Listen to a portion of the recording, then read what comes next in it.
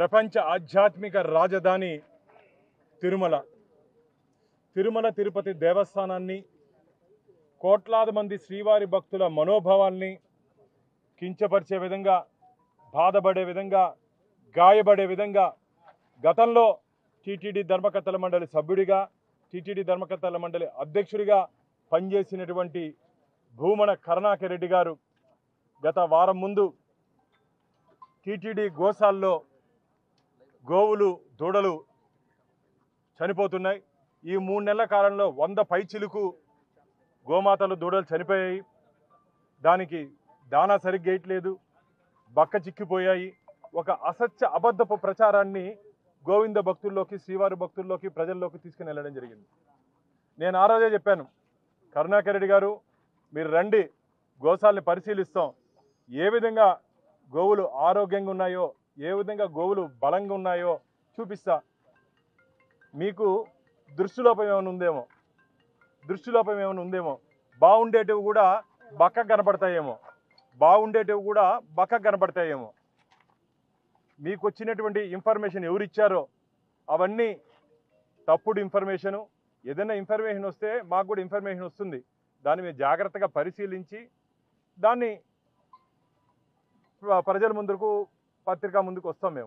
గతంలో మేము కూడా మీరు ధర్మకర్తల మండలి అధ్యక్షుడు ఉన్నప్పుడు కానీ 2019 నుంచి 24 వరకు మేము కూడా అనేక సందర్భాల్లో తిరుపతి దేవస్థానాల్లో జరిగినటువంటి అవినీతి అక్రమాల మీద పోరాటం చేసినటువంటి వ్యక్తులం. కానీ ఆధారాలతో చేశాము, పూర్తి ఆధారాలతో చేశాము. మీ ప్రభుత్వం టీటీడీ సంయుక్తంగా తీసుకునే నిర్ణయాల మీద హైకోర్టుకి పోతే ధర్మమే గెలిచింది. నేనే వ్యక్తిగతంగా హైకోర్టుకి వెళ్తే అన్నీ మీరు తీసుకునే నిర్ణయాలకి వ్యతిరేకంగా హైకోర్టు స్టే విధించడం జరిగింది. దీన్ని బట్టి మీ పరిపాలన ఏ విధంగా జరిగిందో ప్రజలందరూ అర్థం చేసుకుంటారు. ఈరోజు కరుణాకర్ రెడ్డి గారి మీద కేసు నమోదు చేయాలని చెప్పి ధర్మకర్తల మండలి సభ్యుడిగా ఈరోజు తిరుపతి ఎస్పీ గారిని మా భారతీయ జనతా పార్టీ బృందంతో, లీగల్ టీంతో మేము కలవడం జరిగింది. భక్తుల మనోభావాలను దెబ్బతీసే విధంగా వారు వివరించారు.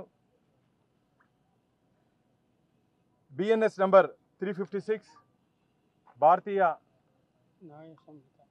న్యాయ సంహిత 356 and 74 ఆధారంగా కరుణాకర్ రెడ్డిపై కేసు నమోదు చేయాలని చెప్పి మేము ఇప్పుడు ఎస్పీ గారికి ఫిర్యాదు చేసాం. నోరుంది కదా అని చెప్పి ఇష్టం వచ్చినట్టు మాట్లాడడం, నోరుంది కదా అని చెప్పి ఆధారాలు లేకుండా మాట్లాడడం. నిన్న మళ్ళా పెట్టాడు, నేను చెప్పినటువంటి మాటలకి కట్టుబడి ఉన్నాడంట. నువ్వు కట్టుబడి ఉన్నావో నిన్ను చెట్టుకేసి కట్టేస్తారు ప్రజలు రాబో రోజులు ఇలాగే మాట్లాడుతుంటే. లేక దూడలు ఎలా చనిపోతాయి అంటున్నారు. లేక దూడలు. అయ్యా, నువ్వు ఎప్పుడు చైర్మన్గా ఉన్నావు? 2024 జనవరి 1వ తేదీ నుంచి జూన్ వరకు ఎవరున్నారు? నువ్వే కదా టీటీడీ చైర్మన్. అప్పుడు లేక దూడలు ఎన్ని చనిపోయినాయి తెలుసా? 45. ఇది నేనే చెప్పేది కాదు, మీ రిపోర్టు.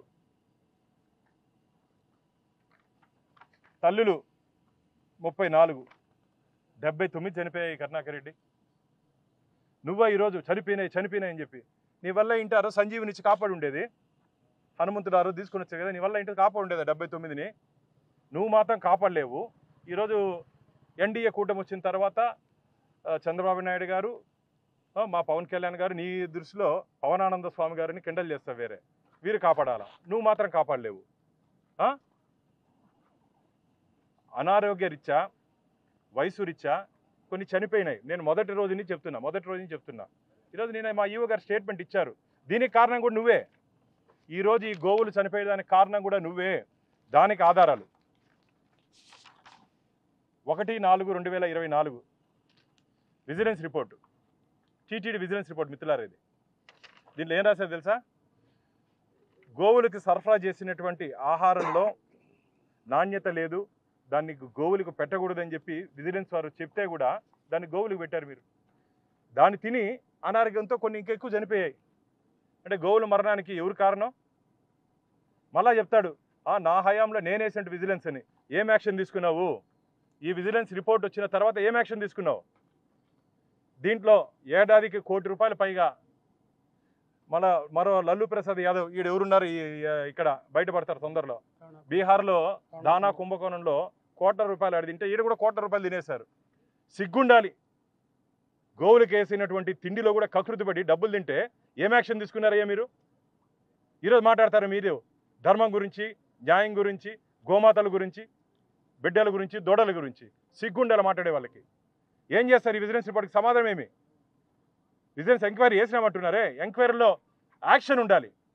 ఎంక్వైరీ రిపోర్ట్ వేసిన తర్వాత, ఎంక్వైరీ రిపోర్ట్ వచ్చిన తర్వాత దాని మీద యాక్షన్ ఉంటే నమ్ముతారు ప్రజలు. ఎవరిని కాపాడడానికి, ఎవరిని రక్షించడానికి ఆ రోజు ఈ విజిలెన్స్ రిపోర్ట్ని పక్కన పెట్టారు మీరు. ఇది కాకుండా కాలం చెందినట్టు మందులు వాడారు. ఆవులకి, నోరు లేని మూగజీవాలకి కాలం చెందినట్టు మందులు. దాన్ని కూడా విజిలెన్స్ రిపోర్ట్ ఉంది. మేమేం ఊరికే మాట్లాడట్లేదు. మీ హయాంలో జరిగిన విజిలెన్స్ రిపోర్టు. ఒకవేళ మేమేదో చెప్తే అదే వీళ్ళు కుట్ర పన్ని నా మీద కేసులు పెడతారు. ఆయన ఎవరో ఆయన ఎవరు ఈ మధ్య ఒక ఆయన తిప్పినాడు జైలు చుట్టూరు. అట్లా నన్ను కూడా తిప్పుతారేమో. నన్ను కూడా కేసులు పెట్టండి, దేశం మొత్తం పెట్టండి, నేను కూడా జైల్లో ఉంటాను. నువ్వేమైనా స్వాతంత్ర సమర యోధుడువా? గుండె ఇప్పి చీల్చి మాట్లాడేదానికి. అబద్ధాలు చెప్తే నీ మీద కేసు పెడితే లోపలేస్తారయ్యా. అబద్ధాలు చెప్పావు, దాని మీద కేసు ఈరోజు నమోదు చేస్తాం. పరిశీలించి ఎస్పీ గారు మాకు హామీ ఇచ్చారు. దానికి నోరుంది కదా అని చెప్పి మాట్లాడడం. ఎయిర్పోర్ట్కి, హోటల్కి, కొండకి పరిమితమైన అంటే నేను ఎయిర్పోర్ట్లో కాకుండా జగన్మోహన్ రెడ్డి వస్తే నువ్వైనా ఆకాశంలో పోయి మాట్లాడతావా? ఎగురుకుంటే పోయి నీకేమైనా ఎగిరేది ఏమన్నా ఉందా? అలవాటు ఏమన్నా? ఎగురుకుంటే పోయి విమానంలో పోయి మాట్లాడితే దిగుతావా? ఎయిర్పోర్ట్లో కాకుండా నాయకుడు వస్తే ఎక్కడ కలుస్తారు? హోటల్లో కాకుండా శ్మశానంలో కలుస్తారు. ఎవరన్నా లీడర్లు వచ్చినప్పుడు హోటల్లోనో గవర్నమెంట్ గెస్ట్ హౌస్లోనో ఉంటారు, ఆడపోయి కలుస్తారు. శ్మశానంలో ఏమైనా కలుస్తారా? కొండ మీద కలుస్తారంట. మీ నాయకుడు కొండ ఏడాదికి ఒకసారి వస్తాడు. మాకు హిందుత్వం మీద, హిందూ ధర్మం మీద పోరాడే పార్టీ మాది. వాళ్ళు కొండకు వచ్చినప్పుడు యాజ్ ఏ స్థానికంగా ఉన్నటువంటి నాయకుడిగా నేను వాళ్ళతో పోతా. నీకు నొప్పేమి? నీ అవార్డులు రివార్డులు నాకు అవసరం లేదు. నీ అవార్డులు రివార్డులు నాకు అవసరం లేదు. నీ సర్టిఫికేట్ నాకు అవసరం లేదు. బీజేపీని పెంచలేదు. 63,000 ఓట్లు పైచులకు ఈరోజు మా ఇండియా కూటమి గెలిచింది. అది నీకున్నటువంటి అర్హత. నువ్వే మా గురించి మాట్లాడేది, నా గురించి మాట్లాడేది. కాబట్టి నోరు అదుపులో పెట్టుకో. నోరు ఉంది కదా అని చెప్పి ఇష్టం వచ్చినట్టు మాట్లాడితే గమ్మునుండే ప్రసక్తే లేదు. కరుణాకర్ రెడ్డి గారు పూర్తిగా అవాస్తవాల్ని శ్రీవారి భక్తుల్లోకి తీసుకుని వెళ్ళి తిరుమల తిరుపతి దేవస్థానాలకు ఉన్నటువంటి పవిత్రతను దెబ్బతీసే విధంగా వారు వ్యవహరించారు. పురుగులు పట్టినటువంటి దానాన్ని ఇస్తారయ్యా మీరు? మేము చెప్పింది కాదు, వీడియోస్ ఉన్నాయి మా దగ్గర. ఆ రోజు విజిలెన్స్ అధికారులు పోతే మీ ఉన్నటువంటి అధికారులు ఆ రోజు అనుమతి కూడా ఇవ్వలేదు.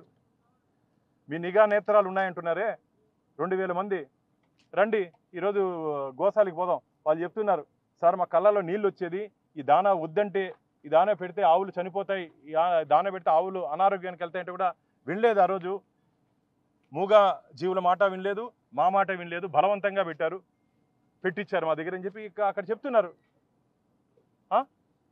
ఎందుకు అబద్ధాలు చెప్తున్నావు? రాజకీయంగా ఎదుర్కొంటావు. రాజకీయంగా ఎదుర్కొంటావు.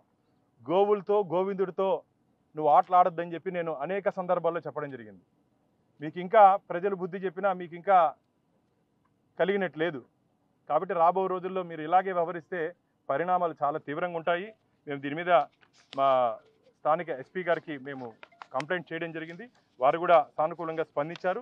తొందరలోనే దీని మీద గట్టి చర్యలు ఉంటాయి అని చెప్పి ఆశాభావాన్ని వ్యక్తం చేస్తున్నా. దీనికి సంబంధించిన లీగల్ విషయాలు మా అడ్వకేట్ గారు చెప్తారు. అంటే తీసుకుంటాం. ఇప్పుడు 43 అన్నాం మేము. మా ఈవో గారు నేను చెప్పారు 43 సంఖ్య చనిపోయాయని.